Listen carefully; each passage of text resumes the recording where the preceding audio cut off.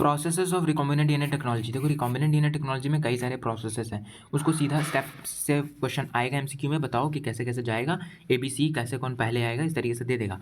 तो हम लोग एग्जाम्पल इसका इस तरीके से निम्नलिखित से याद कर लिए हैं कि इस तरीके से है कि if DNA amplifies vector into host and culture it. तो इस तरीके से अगर याद करोगे, कॉपी में लिखा हुआ उसको देख लेना।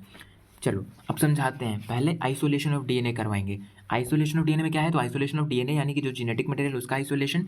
तो उसमें क्या करना है ना कि हमारे पास जैसा कि कोई भी आ गया सेल है ना, अब उसका डीएनए को आइसोलेट करना है, तो उसका कोई क्या पता वो बैक्टीरियल सेल है, प्लांट सेल है, फंगल सेल है, तो उसके वॉल होंगे, सेल वॉल होंगे, तो उसको तोड़ना पड़ेगा। तो पहले हम लोगों ने ब्रेक डाउन किया वॉल्स का, ठीक है, ब्रेक डाउन किया वॉल्स का। मान लो बैक्टीरिया है तो उसमें लाइसोजाइम्स दे देंगे तोड़ने के लिए, प्लांट सेल है तो सेलुलेज दे देंगे, फंगल सेल्स है तो काइटिनेज दे देंगे, क्योंकि फंगल सेल का जो वॉल होता है वो काइटिन का बना होता है, प्लांट सेल का वॉल होता है सेलुलोज का बना रहता है, तो इसलिए सेलुलेज और इसमें काइटिनेज फंगल में। अब हुआ क्या कि बैक्टीरियल प्लांट सेल्स और ये सब जो सेल्स जिस तरीके के भी सेल्स थे उनका वॉल्स तो टूट चुका है। अब जो बचेगा उसके अंदर डीएनए, आरएनए और प्रोटीन, डीएनए, आरएनए और प्रोटीन, ये 3 चीज़ें बचेंगी। तो इनको अब तोड़ना है, क्योंकि हमें सिर्फ डीएनए चाहिए। क्या चाहिए, अब हमें डीएनए चाहिए। तो सिर्फ डीएनए चाहिए तो हम लोग क्या तोड़ेंगे, हम लोग आरएनए को तोड़ देंगे, प्रोटीन को तोड़ देंगे। आरएनए को तोड़ने वाला आरएनएज लगेगा, प्रोटीन को तोड़ने वाला प्रोटीएज लगेगा। इन दोनों को तोड़ने पर हमें क्या मिलेगा, सिर्फ डीएनए मिलेगा। हमको क्या दिखेगा अभी डीएनए, बोलोगे नहीं दिखेगा, ठीक है। अब डीएनए नहीं दिखेगा। हम लोगों ने क्या किया, इसका सेंट्रीफ्यूगेशन करवाया। तो हम लोगों ने सेंट्रीफ्यूगेशन करवाया, हमें डीएनए तभी भी नहीं दिखा, अभी भी नहीं दिखा। अब हम लोग उसमें चिल्ड इथेनॉल, ठंडा इथेनॉल, चिल्ड इथेनॉल डालेंगे। क्या डालेंगे, तो डीएनए जो मिला उसका सेंट्रीफ्यूगेशन करवाया और चिल्ड इथेनॉल डाला। इस चिल्ड इथेनॉल को डालने के बाद हमें देखने को मिलेगा कि ये डीएनए प्रिसिपिटेटेड फॉर्म में है यहाँ पे। तो इस डीएनए का प्रिसिपिटेशन हो जाएगा। ये देखो ये डीएनए प्रिसिपिटेटेड फॉर्म में है, और इसको स्पूलिंग मेथड से फिर निकाल लेंगे। DNA that separates out can be removed by spooling. इतना हो गया, हमको डीएनए मिल गया। अब डीएनए का करवाओगे क्या, फ्रैगमेंटेशन करवाओगे ना। कौन करेगा इसका काम, रिस्ट्रिक्शन एंडोन्यूक्लियस। उसको छोटे छोटे टुकड़ों में तोड़ देगा, छोटे छोटे टुकड़ों में तोड़ दिया, फ्रैगमेंटेशन हो गया। अब फ्रैगमेंटेशन करवाने के बाद पता है, इफ़ डीएनए एम्पलीफाइज, तो डीएनए से था कि हमें अब इफ़ मतलब कि आइसोलेशन पहले हुआ, एफ फॉर फ्रैगमेंटेशन हुआ, और डीएनए से हुआ दैट इज डिजायर्ड डीएनए का आइसोलेशन। तो डिजायर्ड डीएनए फ्रैगमेंट का हम लोगों ने सेपरेशन और आइसोलेशन किया। सेपरेशन आइसोलेशन कैसे करवाओगे डिजायर्ड डीएनए फ्रैगमेंट का, डीएनए फ्रैगमेंट तो तुमको मिले, फ्रैगमेंटेशन करवाए पूरा डीएनए का, तो बहुत सारा फ्रैगमेंट तुमको ऐसे मिल गया। लेकिन हमको इसमें कुछ डिजायर्ड है, कोई डिजायर्ड एक है, तो हमको एक डिजायर्ड डिजायर्ड डीएनए रस जो हमारा है वो हमको चाहिए। तो हम लोगों ने क्या किया, इसमें जेल इलेक्ट्रोफोरेसिस एक मेथड होता है उसका इस्तेमाल किया। तो इसमें देखो क्या होता है कि एग्रोस जेल का इस्तेमाल होगा। एग्रोस जेल जो कि एक्सट्रैक्ट कहाँ से है, सीवीड से, रेड एल्गी से। इंपॉर्टेंट सवाल, सीवीड से, रेड एल्गी से पूछा जाएगा, ठीक है। अब देखो इस तरीके से प्लेटें लगी रहती हैं। ये है तुम्हारा क्या, ये है तुम्हारा जेल इलेक्ट्रोफोरेसिस का प्लेट, ठीक है। अब यहाँ पे जो है अंदर में भरा रहता है क्या, तो जो हमारा जेल है एग्रोस जेल वो भरा रहता है, और ये छोटे छोटे गड्ढे हैं, वेल्स हैं, कुएं जैसा है, उसके अंदर जो है डीएनए के सैंपल्स भरे रहते हैं। अब डीएनए के सैंपल्स जो भर गए, चलो ठीक है। अब क्या होगा कि डीएनए फ्रैगमेंट्स क्योंकि नेगेटिवली चार्ज मॉलिक्यूल्स हैं, है ना। अब देखो ये जो हमारा यहाँ पे जेल वाला जो इलेक्ट्रोफोरेसिस का पूरा सेटअप है, तो ये जो पूरा डिवाइस है ना, यहाँ पर इधर में इलेक्ट्रोड नेगेटिवली चार्ज और इधर में एक इलेक्ट्रोड पॉजिटिवली चार्ज लगाया जाता है। अब क्योंकि डीएनए नेगेटिवली चार्ज है, तो डीएनए इस नेगेटिव की वजह से क्या होगा, रिपेल होगा। ये जो अंदर डीएनए सैंपल्स डाले गए हैं तो नेगेटिव की वजह से रिपेल होगा। अब जो हल्का होगा, जिसका साइज छोटा होगा, जिसका साइज छोटा होगा वो आगे चला जाएगा, फर्दर इट मूव्स, लेकिन जो भारी रहेगा वो पीछे ही रह जाएगा। तो ये इसमें हम लोग का जेल इलेक्ट्रोफोरेसिस में बेसिस है। तो ये हुआ, डीएनए फ्रैगमेंट जो है नेगेटिवली चार्ज मॉलिक्यूल होता है, तो सेपरेट करने के लिए जो है यहाँ पर हम लोगों ने क्योंकि नेगेटिवली चार्ज इलेक्ट्रोड लगा दिया था कैथोड, उससे क्या हुआ कि ये मूव कर जा रहा है एनोड की तरफ, रिपल्शन की वजह से अंडर इन इलेक्ट्रिक फील्ड जो मीडियम है मैट्रिक्स एग्रोस जेल में इस तरीके से मूव कर रहा है, ठीक है। मोस्ट कॉमनली यूज मैट्रिक्स कौन है, एग्रोस है, बता दिए। उसके अंदर जो डला हुआ है प्लेट्स के बीच में वो एक नेचुरल पॉलीमर है एक्सट्रैक्टेड फ्रॉम द सीवीड्स। ये क्वेश्चन आएगा कहाँ से, तो सीवीड से। कौन से, तो रेड एल्गी से। अब जो डीएनए फ्रैगमेंट सेपरेट हुए कैसे हुए, तो बोलेगा क्वेश्चन पूछ सकता है स्टेटमेंट बन के कि डीएनए फ्रैगमेंट से separated on the basis of weight. बोलो नहीं, वेट के बेसिस पे नहीं है। DNA fragment separated according to their size, जिसका साइज छोटा दैट विल मूव फार्दर, जैसे कि लिखा हुआ है देखो, थ्रू सीविंग इफेक्ट। मतलब जो एग्रोस जेल में ये जो जा रहा है आगे की तरफ वो सीव करता हुआ जा रहा है, तो सीविंग इफेक्ट की वजह से ऐसे जा रहा है, ठीक है। ये बताया गया सिंपल। तो DNA fragment separate according to their size through sieving effect, ठीक है। जो कि कौन प्रोवाइड कर रहा है, जो कि प्रोवाइड कर रहा है एगरोस जेल। तो ये जो एगोरेज जेल है वो ऐसा प्रोवाइड कर रहा है। अब देखो, तो वही बोला गया, जो स्मॉलर होगा fragment size farther it moves. अरे जैसे कि हाथी और कोई भारी आदमी और कोई हल्का आदमी को ले लो, हल्का आदमी ज़्यादा दौड़ जाता है, भारी आदमी जो है हैवी जो है वो थोड़ा धीरे धीरे दौड़ता है, तो पीछे ही रह जाता है। तो इसलिए फार्दर कौन मूव करेगा, तो साइज जिसका छोटा होगा, smaller the fragment size that will move farther, है ना। तो और बेसिस याद रख लो कि इसमें डीएनए फ्रैगमेंट्स का सेपरेशन का बेसिस क्या है, according to their size, according to their size, ठीक है, according to very very important लिखा हुआ, ठीक है। अब सेपरेटेड डीएनए फ्रैगमेंट्स जो है हमने कर लिया, सेपरेट तो कर लिया, लेकिन हमको वो अभी दिखेगा नहीं, जेल इलेक्ट्रोफोरेसिस ही अभी चल रहा है, उसमें हम लोगों ने सेपरेशन भी कर लिया। सेपरेट करने पर जो है हमें वो विजुअलाइज नहीं हो रहा, दिखाई नहीं दे रहा कुछ भी। Separated DNA fragments can be visualised only after staining the DNA. अब इसको कब कब देख पाओगे, वो दिखाई नहीं दे रहा तो दिखेगा कब, जब इसको स्टेन करोगे। स्टेन किससे करोगे, एक आता है stain ethidium bromide, ethidium bromide orange colour का स्टेन है, वो तुम्हारा यहाँ पे स्टेनिंग करने के लिए इस्तेमाल किया गया है। तो याद रखो कि दिखाई तो नहीं दे रहा है, तो स्टेनिंग के लिए इथीडियम ब्रोमाइड इस्तेमाल कर रहे हैं।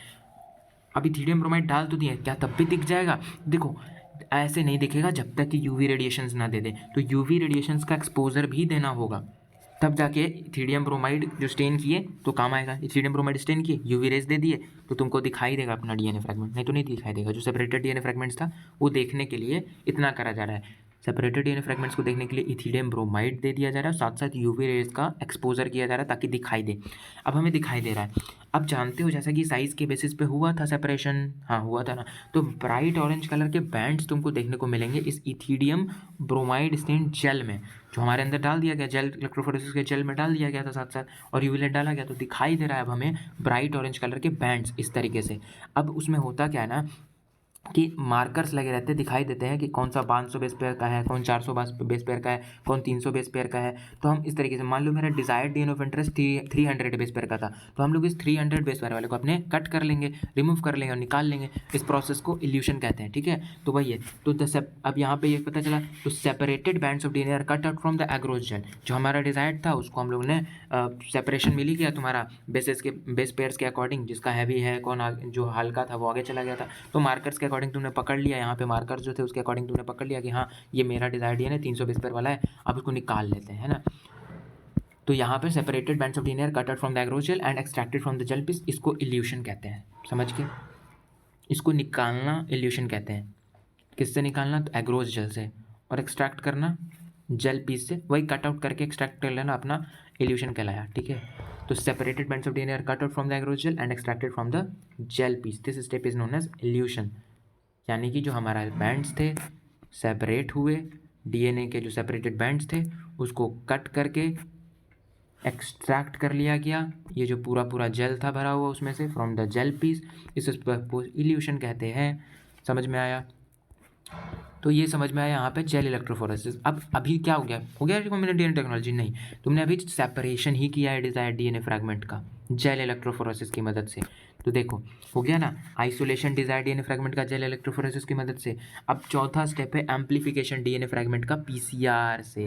तो amplification of DNA fragment by PCR क्या होगा इसमें, तो बोलोगे देखो पीसीआर मशीन में हमारा डिजायर्ड डीएनए फ्रैगमेंट मिल गया, चलो मान लो हम लोग इल्यूशन कर लिए और निकाल लिया अपना डिजायर्ड डीएनए फ्रैगमेंट, तो हम लोगों ने उसका एक से काम नहीं चलेगा, उसकी मल्टीपल कॉपियाँ बनानी पड़ेंगी। तो एम्प्लीफिकेशन करवाएंगे डीएनए फ्रैगमेंट का पीसीआर मशीन से, पॉलीमरेज चेन रिएक्शन चलेगा उसमें, वो एक थर्मोसाइक्लर है, टेम्परेचर डिपेंडेंट रिएक्शंस उसमें चलेंगे। तो PCR stands for the polymerase chain reaction. In this reaction multiple copies of the gene या DNA of interest is synthesize in vitro, यानी टेस्ट ट्यूब में ये कई सारे बनाए जाएंगे। कोई भी हमारा जो डिजायर्ड डीएनए फ्रैगमेंट हम लोगों ने जो आइसोलेट कर लिया उसका कॉपी कर दिया जाएगा। क्या क्या रिक्वायर्ड होगा एम्प्लीफिकेशन ऑफ डीएनए फ्रैगमेंट में, तो सबसे पहला चीज़ जो रिक्वायर्ड होगा कि इसमें 2 सेट ऑफ प्राइमर्स लग रहे होंगे। क्या लगेंगे, 2 सेट ऑफ प्राइमर्स। प्राइमर्स क्या होते हैं, तो प्राइमर्स होते हैं small chemically synthesized oligonucleotides that are complementary to the regions of the DNA. तो प्राइमर्स लग गए, ठीक है। प्राइमर्स लगने के बाद अब इसमें डीएनए पॉलीमरेज भी लगाना पड़ेगा, है ना, डीएनए पॉलीमरेज। लेकिन वो क्या हमारा जो हमारा टाइप 1 या टाइप 2 वाला है वो हो जाएगा, बोले नहीं, क्योंकि वो जो होता है ना टेम्परेचर के ज़्यादा बढ़ा, क्योंकि उसमें हाई टेम्परेचर चलता है पीसीआर में तो ख़राब हो सकता है नेचुरल पॉलीमरेज जो होता है, इसलिए हम लोग थर्मोस्टेबल डीएनए पॉलीमरेज लाते हैं जो कि किस बैक्टीरियम से आइसोलेट होता है, थर्मस एक्वेटिकस, इसको इसलिए टैक पॉलीमरेज भी कह दिया जाता है। तो ये बात याद रखना कि थर्मस एक्वेटिकस से जो है ये थर्मोस्टेबल डीएनए पॉलीमरेज को आइसोलेट कर दिया जाता है, तो इसको टैक पॉलीमरेज कहा जाता है। पूछा जाएगा कहाँ से थर्मोस्टेबल डीएनए पॉलीमरेज को आइसोलेट किया गया है, तो from the bacterium Thermus aquaticus. तीसरा, डीएनटीपीज और मैग्नीशियम आयंस भी इसमें इस्तेमाल होंगे, ठीक है। बोल दिया जाए स्टेट एमसीक्यूज के बेस में, which of the following is required in the PCR machine, calcium, magnesium, copper, तो मैग्नीशियम पे टिक करना, ठीक है, मैग्नीशियम पे। डीएनटीपीज भी रिक्वायर्ड है, फिर डीएनए का सैंपल तो डालोगे यार जिसका तुमको कॉपियाँ बनाना है ना। तो पीसीआर के जो है स्टेप्स क्या क्या हैं, तो पहला स्टेप जो है वो है डीनेचुरेशन, एनसीईआरटी देखो, डीनेचुरेशन, दूसरा एनिलिंग, तीसरा एक्सटेंशन। डीनेचुरेशन में क्या होता है भाई, डीनेचुरेशन मतलब कि इसको तोड़ना, उसकी हाइड्रोजन बॉन्ड्स को तोड़ना, that is called as the denaturation. कितने टेम्परेचर पे होगा, तो that is at the 95 degree Celsius. यहाँ पे तोड़ दिया गया 95 डिग्री सेल्सियस पे, दोनों जो हमारे स्टैंड्स थे उनको अलग अलग कर दिया गया है, सेपरेट कर दिया गया है। सेपरेट कर दिया कितने पे, 95 डिग्री सेल्सियस पे। फिर इसमें आएगा आरएनए प्राइमर जो था, मतलब प्राइमर जो था उसको जोड़ने का काम। तो प्राइमर कितने टेम्परेचर पर जुड़ता है, प्राइमर का जुड़ना एनेलिंग कहलाता है। एनेलिंग कहलाता है क्या, प्राइमर का जुड़ना कितने टेम्परेचर पे, 55 डिग्री सेल्सियस पे, या कह लो 50 से 60 डिग्री सेल्सियस पे एनेलिंग होता है। फिर उसमें इतना हो गया, प्राइमर जुड़ गया। अब जैसे ही प्राइमर जुड़ जाएगा तो अब तो तुम्हारा ये जो पॉलीमरेज था टैक पॉलीमरेज वो आके लग जाएगा काम करने ना यार। पॉलीमरेज क्या करेगा, देखो डीएनए पॉलीमरेज जो हमारा टैक पॉलीमरेज था वो कई सारे बनाते जा रहे हैं। पहले अलग अलग हो गया था, एनेलिंग हो गया था टेम्परेचर बढ़ाने पे, 95 ये मतलब आरएनए ये प्राइमर जो थे वो जुड़ गए, एनेलिंग हो गया। यहाँ पे पहला स्टेप सबसे पहले डीनेचुरेशन हो गया, जो कि 95 डिग्री सेल्सियस पे था। दोनों स्ट्रैंड्स को अलग अलग कर दिया गया तो दोनों स्ट्रैंड्स अलग अलग हो गए। फिर प्राइमर जुड़ गया, एनेलिंग हो गया कितने पे, 50 से 60 डिग्री सेल्सियस पे। फिर उसके बाद डीएनए पॉलीमरेज टैग पॉलीमरेज की मदद से इसमें डीऑक्सीनाइक्लियोटाइड्स डीएनटीपीज जो थे वो जुड़ते जा रहे हैं। फिर उसके बाद ये मतलब एक्सटेंड हो गया ना, छोटे थे अब एक्सटेंड हो गए, एक्सटेंशन हो गया 72 डिग्री सेल्सियस पे। और बताया गया कि अगर ऐसी 30 साइकिल्स चल गई ना तो जो एम्पलीफाइड डीएनए होगा वो अब 1 बिलियन डीएनए एम्पलीफाई हो जाएगा, 1 बिलियन टाइम्स एम्पलीफाई हो जाएगा, समझ गए। तो ये हो गया हमारा कुल मिला करके रिकॉम्बिनेंट डीएनए टेक्नोलॉजी का स्टेप हो गया। बोलोगे देखो एम्पलीफिकेशन हुआ है ना अभी पीसीआर से, हाँ। अब एम्पलीफिकेशन के बाद क्या होता है, एक स्टेप आएगा that is the DNA fragment का वेक्टर से जुड़ना, क्योंकि तुमने कई सारे बना लिए हैं। अब उसका डीएनए फ्रैगमेंट का वेक्टर से जोड़ोगे, वेक्टर से डीएनए फ्रैगमेंट को क्या करोगे, जोड़ोगे। हमारा कोई वेक्टर होगा उससे जोड़ दो, डीएनए फ्रैगमेंट को जुड़ गया। जुड़ने के बाद उस रिकॉम्बिनेंट डीएनए को ना, जो हमारा डीएनए फ्रैगमेंट को वेक्टर से जोड़े, तो डीएनए फ्रैगमेंट को वेक्टर से जब जोड़ते हैं तो बनता क्या है पता है, रिकॉम्बिनेंट बनता है। तो उस रिकॉम्बिनेंट डीएनए को आप होस्ट में डालोगे, उसका ट्रांसफॉर्मेशन करवाओगे, तो ट्रांसफॉर्मेशन हो गया, होस्ट में चला गया। अब होस्ट में चला गया तो अब उस होस्ट सेल को कल्चर करवाओ लार्ज स्केल पे, जो हमें डिजायर्ड प्रोडक्ट चाहिए था उससे हम ऑब्टेन कर पाएँ। तो वही यहाँ पे फिर आगे बताया गया, ये पीसीआर वगैरह करने के बाद, एम्पलीफाई करने के बाद हम लोगों ने इसका होस्ट सेल में डाल दिया। होस्ट सेल में डालने के बाद अब बड़े बड़े बायोरिएक्टर्स में जो है लार्ज स्केल में उसका प्रोडक्शन करने खातिर उसको हम लोग ने उसका कल्चर करा, ठीक है, उसको कल्चर करा, ठीक है। तो बायोरिएक्टर्स फिर हम लोग इसमें पढ़े, बायोरिएक्टर्स में डाल दिया गया उसको, जिससे कि जो कि कैपेसिटी उसकी 100 to 1000 लीटर्स होती है, जिससे कि उसकी कल्चर उतनी ज़्यादा हो सके, 100 से 1000 लीटर्स तक का एक बार में हो जाएगा, है ना, हाँ। तो ये हुआ, फिर उसके बाद रिकॉम्बिनेंट डीएनए टेक्नोलॉजी हो गया ख़त्म। लास्ट में वही कल्चर करके तुम निकाल रहे होगे ना ऑप्टेन जो किए थे, तो वही सेपरेशन और प्यूरिफिकेशन जो प्रोडक्ट का है हमारा डिजाइन प्रोडक्ट, उसको डाउन स्ट्रीम प्रोसेसिंग कहते हैं। बस इतना है और कुछ नहीं।